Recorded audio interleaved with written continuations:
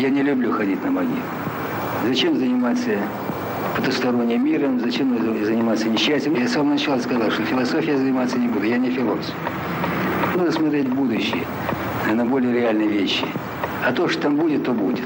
Да, случилась на Чернобыле беда, случилась катастрофа. Но она бывает во всех отраслях, бывает. И случается иногда, к сожалению. Виктор Петрович Брюханов, сегодня бывший директор ЧАЭС, жизнь, был приговорен к 10 годам. Это то, что мы позднее его амнистировали.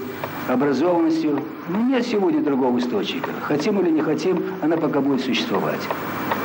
Поэтому, хотя я не связан с атомной энергетикой, но я, как инженер, понимаю, как энергетик понимаю, что другой сегодня альтернативы нет. И то, что там говорят некоторые движения, некоторые компании, некоторые защитники окружающей среды, что вот надо использовать альтернативные источники электроэнергии, солнце, ветер, вода. Но все это нереально. Это так, будем говорить, детский лепет. Иногда нам показывают эти вертушки, вот ветер, пожалуйста, чистый экологический получение электроэнергии. Но это мизер. Так будем говорить на языке карточной игры. А на самом деле это вопрос не решит.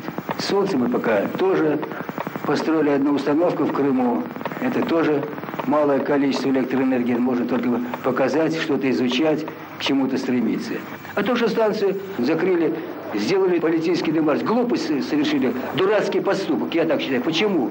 В декабре месяце, в самый напряженный момент, останавливают миллионный блок, когда нет топлива никакого в Украине. И вдруг остановить такую мощность. Для чего это делать? Почему не остановить, если надо было остановить? Почему в мае месяце? Почему в апреле, в июне, в июле, в августе? Почему не остановили? Почему и на 15 декабря? В самый напряженный момент. Или специально это делать? Кто-то решил.